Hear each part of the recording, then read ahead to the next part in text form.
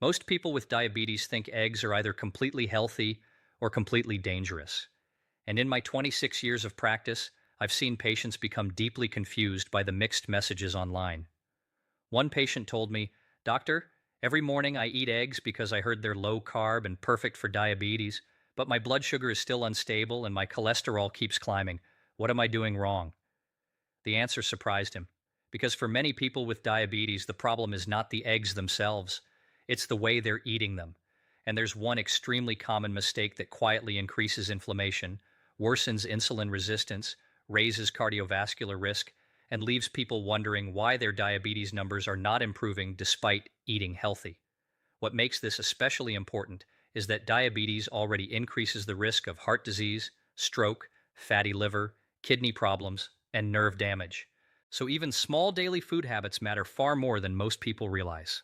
Hi, I'm William Lee, and I've been practicing medicine for over 26 years. I spend a great deal of time helping patients understand how food affects metabolism, inflammation, blood sugar regulation, and long-term health outcomes. And eggs are one of the most misunderstood foods I discuss in clinic. Now, let me be very clear from the beginning. Eggs are not automatically bad for people with diabetes. In fact, eggs contain high-quality protein, important nutrients like choline and vitamin B12, and they usually do not spike blood sugar directly because they contain very little carbohydrate. That's why many low-carb diets promote them heavily. But here's the part most people miss.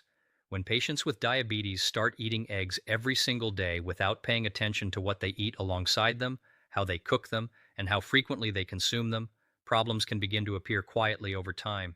And this is where the common mistake happens. Many people with diabetes pair eggs with processed meats, bacon, sausage, hash browns, buttered toast, fried foods cooked in unhealthy oils. I tell my patients this every week. Sometimes it's not the individual food that creates the biggest issue. It's the entire metabolic environment surrounding that meal. A breakfast loaded with saturated fat, sodium, processed meat, and inflammatory oils can worsen insulin resistance over time, especially in people already struggling with metabolic dysfunction. And the science here matters. People with diabetes are often more sensitive to cardiovascular risk factors. Their blood vessels are already under stress from elevated glucose levels and chronic inflammation. When you repeatedly combine eggs with highly processed breakfast foods, you may increase oxidative stress and vascular inflammation even further. Patients often come to me and say, but doctor, my glucose monitor looks okay after breakfast. And that can be misleading, because not every dangerous metabolic effect shows up immediately on a glucose reading. Some effects happen silently in the background. Chronic inflammation, elevated triglycerides, worsening LDL particle quality, fatty liver progression, increased insulin resistance over time. This is why context matters so much. Now, another mistake I frequently see is people assuming that because eggs are high protein, they can eat unlimited amounts. That's simply not how nutrition works. The one thing I wish more people understood is that metabolic health is about patterns, balance, and overall dietary quality, not obsession with one superfood. For some individuals with diabetes, moderate egg intake may fit perfectly into a healthy eating plan. For others, especially those with existing heart disease, elevated LDL cholesterol, or strong family history of cardiovascular problems, daily large amounts may not be ideal. This is why personalized medicine matters. Have you ever noticed that two people can eat the exact same breakfast and get completely different results? One person feels energized, another becomes fatigued, bloated, and hungry 2 hours later. That's because genetics, insulin sensitivity, gut microbiome health, sleep quality, physical activity, stress hormones, and liver health all influence how your body responds to food. And honestly, many patients underestimate how strongly poor sleep and chronic stress affect their blood sugar control. Cortisol, your body's stress hormone, can increase insulin resistance. So if someone is sleeping 5 hours a night, highly stressed, sedentary, and eating processed breakfast foods every morning, simply adding eggs does not magically create metabolic health. I'd actually love to know something from you.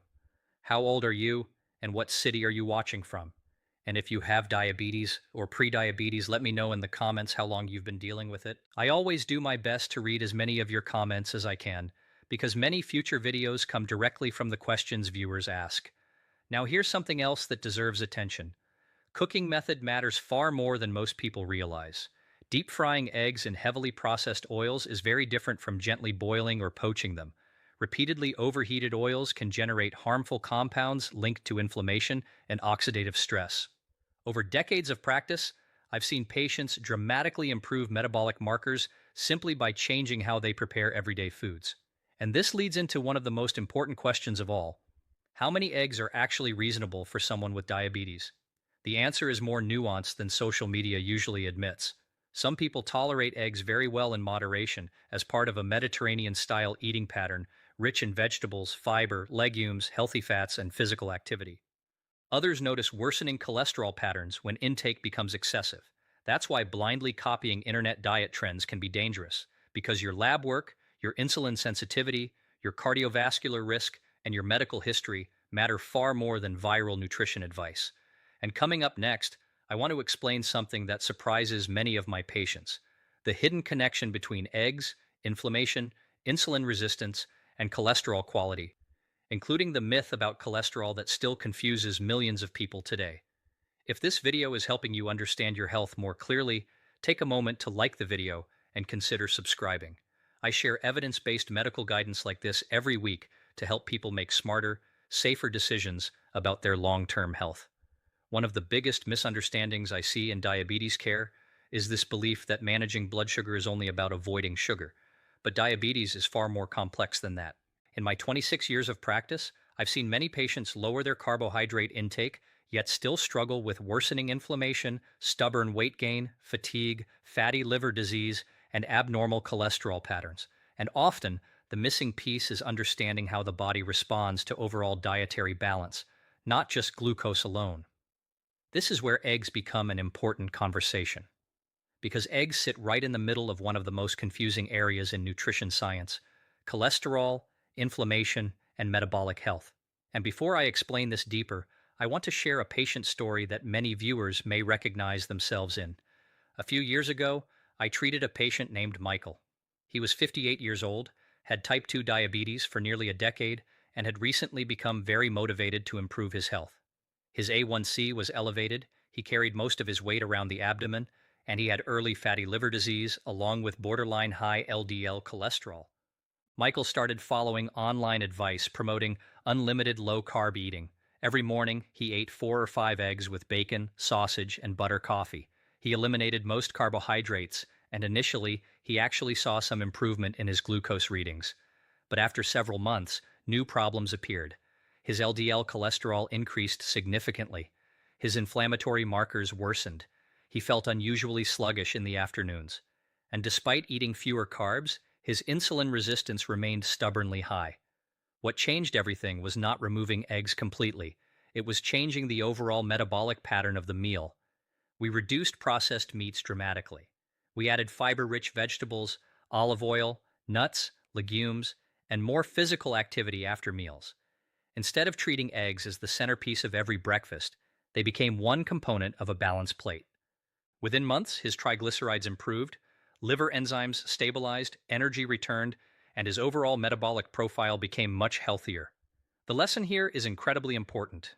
The body responds to dietary patterns much more than isolated foods, and this brings me to a major myth that continues to confuse millions of people. Myth: if a food doesn't spike blood sugar, you can eat unlimited amounts of it with diabetes. Fact: blood sugar is only one piece of metabolic health. I wish more people understood this. Inflammation, vascular health, liver fat accumulation, insulin sensitivity, gut microbiome balance, and cholesterol particle behavior all matter tremendously in diabetes outcomes. For example, someone may eat a breakfast that causes only a mild glucose rise, but still triggers excessive calorie intake, post-meal inflammation, oxidative stress, or worsening lipid abnormalities over time. That's why focusing only on glucose numbers can sometimes create a false sense of security. Now let's talk about cholesterol for a moment, because this area is filled with oversimplified advice online.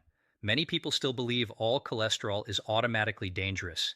That's not accurate. Your body actually needs cholesterol for hormone production, cell membranes, vitamin D synthesis, and brain function. But here's where diabetes changes the equation. In people with insulin resistance, cholesterol particles often behave differently. Small, dense LDL particles, which are more strongly associated with cardiovascular disease, become more common.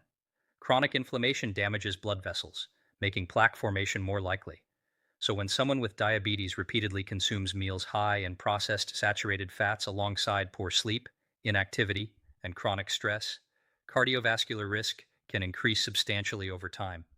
And remember, heart disease remains the leading cause of death in people with type 2 diabetes. That's why context matters so much. Now, I often rank the biggest breakfast mistakes I see in diabetes patients because, honestly, most people ignore the small daily habits quietly harming their metabolism. Here are the top 5 mistakes I see most often. Number 5, eating protein without fiber. Eggs contain protein, but almost no fiber. Without fiber from vegetables, berries, seeds, or legumes, patients often feel less satisfied later and experience poorer gut health over time. Number 4, pairing eggs with processed meats. This is extremely common. Bacon and sausage may taste good, but processed meats are consistently associated with higher cardiovascular and inflammatory risk.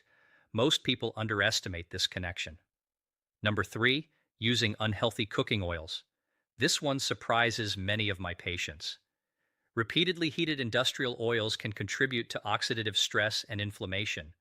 Cooking method matters more than people think. Number 2, assuming low carb automatically means healthy. I see this constantly online. A diet can be low in carbohydrates and still be metabolically unhealthy if it lacks fiber, phytonutrients, movement, and overall balance. And number 1, the most overlooked mistake of all, ignoring the rest of your lifestyle. No food exists in isolation. If someone sleeps poorly, never exercises, lives under chronic stress, and spends most of the day sedentary, no perfect breakfast will fully protect metabolic health. I tell my patients this every week. The human body works as an integrated system. Sleep affects hormones, stress affects insulin sensitivity, muscle activity affects glucose control, gut health affects inflammation, and nutrition influences all of them together. Have you ever noticed your blood sugar becoming harder to control during stressful periods of life? Many viewers are shocked when they begin tracking this. Stress hormones like cortisol and adrenaline directly influence glucose regulation, and chronic stress often drives emotional eating, poor sleep, and increased cravings for processed foods. So when we discuss eggs and diabetes, we're really discussing a much bigger picture, metabolic resilience. And I'd love to ask you something. Have you changed your breakfast habits since being diagnosed with diabetes or prediabetes? And have you noticed certain foods affect your energy differently, even when your glucose numbers seem okay? Let me know in the comments because these real world experiences help other viewers feel less alone. If you value evidence based health information explained clearly and honestly, consider subscribing and turning on notifications. I share practical medical insights like this every week because small daily decisions truly can change long term health outcomes. And next, I'm going to walk you through the exact approach I personally recommend to many diabetes patients, including how to eat eggs more safely, what foods to combine them with, warning signs to watch for, and the simple daily habits that protect blood sugar, heart health, and metabolism together. So the question becomes, if you have diabetes, should you stop eating eggs completely? For most people, no, but you do need to eat them intelligently. And in my 26 years of practice, I've learned that the patients who do best long term are not the ones chasing extreme diets. They're the people who build consistent, sustainable habits that reduce inflammation, improve insulin sensitivity, and protect the heart at the same time. That's the real goal. Not perfection, not fear, not obsessing over one single food. What matters is the overall metabolic environment you create every day. So let me walk you through the practical approach I often recommend to patients with diabetes or prediabetes. First, think of eggs as part of a balanced meal, not the entire meal. This is one of the simplest changes that can dramatically improve how your body responds metabolically. Instead of eggs with bacon and sausage, fried potatoes, white toast, sugary coffee drinks, try building a plate that includes eggs paired with vegetables, healthy fats like avocado or olive oil, fiber-rich foods. Some patients may tolerate berries or legumes well, plenty of water, and ideally, movement afterward.